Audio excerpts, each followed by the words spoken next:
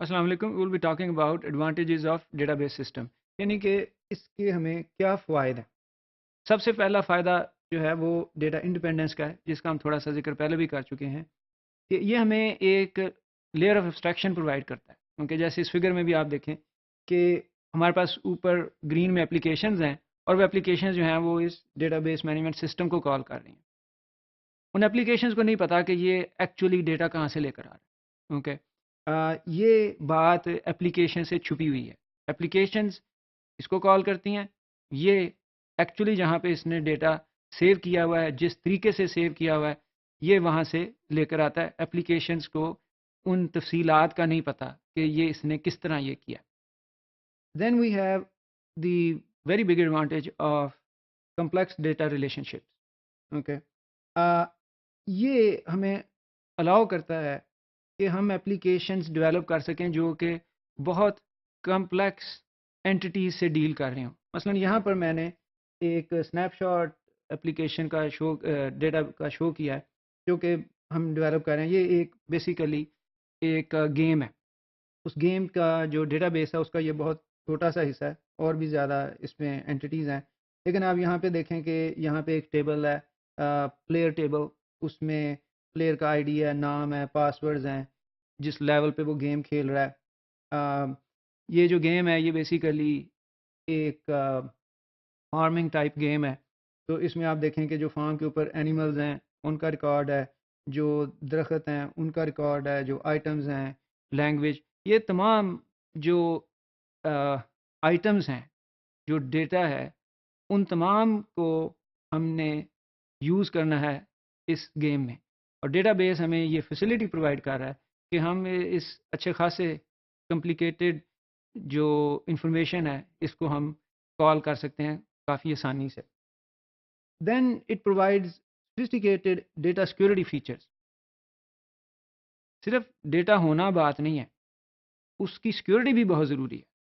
بہت سارا ڈیٹا جو ہے وہ اگر انسیکیور ہو تو اس کے بہت برے نتیجے نکل سکتے ہیں. مثلا اگر کوئی ہمارے اکاؤنٹ سے پیسے ٹرانسفر کر لے، اگر ہمارا ڈیٹا بیس سیکیور نہیں ہے تو ان آتھورائزڈ ایکسیس کے ذریعے وہ ہمارے اکاؤنٹ سے پیسے ٹرانسفر کر لے اپنے اکاؤنٹ میں. اسٹوڈنٹس اپنے نمبر انکریز کر سکتے ہیں. ایگزامینیشن ڈیٹا اگر ان کے پاس اس کی ایکسیس آ جائے تو جو فیل اسٹوڈنٹ ہے وہ اپنے آپ کو اے گریڈ دے لے. اوکے، تو جو ڈیٹا بیس سسٹم ہے وہ سیکیورٹی پرووائڈ کرتا ہے down to individual field levels, کہ کس یوزر کو کون سا جو فیلڈ ہے وہ ریڈ کرنے کی، رائٹ کرنے کی، ڈیلیٹ کرنے کی، اپ ڈیٹ کرنے کی اجازت ہے. ہو سکتا ہے کہ کسی کو ہم ایک فیلڈ ریڈ کرنے کی تو اجازت دینا چاہتے ہوں لیکن ماڈیفائی کی نہیں. تو مثلا اسٹوڈنٹس کو ہم یہ الاؤ کرنا چاہیں گے کہ وہ اپنے ریزلٹس دیکھ سکیں. So that is read permission. I do not want students to modify their result. Okay, so field وہی ہے لیکن اسٹوڈنٹ کو صرف ریڈنگ کی پرمیشن ہے، جو ٹیچرز ہیں ان کو رائٹنگ کی بھی ہے.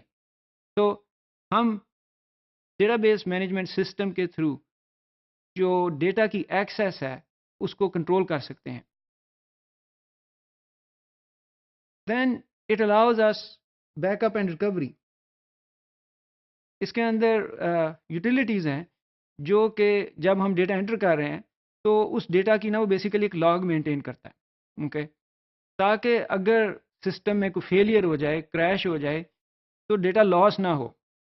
اور اس کا بیک اپ بھی یہ بنا کے رکھتا ہے تاکہ اگر ہمیں لاس ہو بھی جاتا ہے تو ہم اس کو ریکور کر سکیں. مثلا یہ جو میں نے نیچے تصویر لگائی ہے یہ امریکہ میں جو 9/11 کا واقعہ ہوا تھا اس کی ہے یہ تصویر.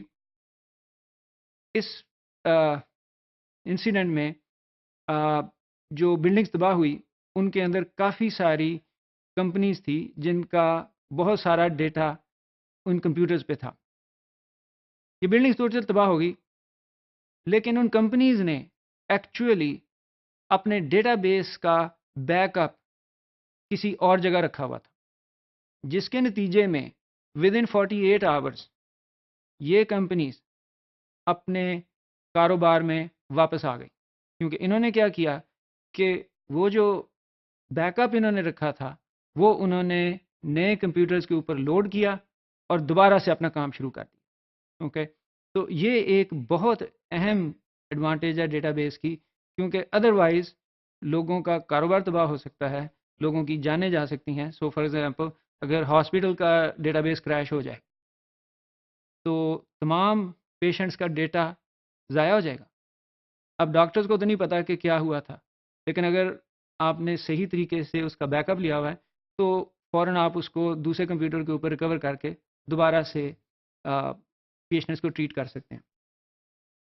دین we have some advance capabilities, مثلاً لوڈ بیلنسنگ اینڈ ریپلیکیشن.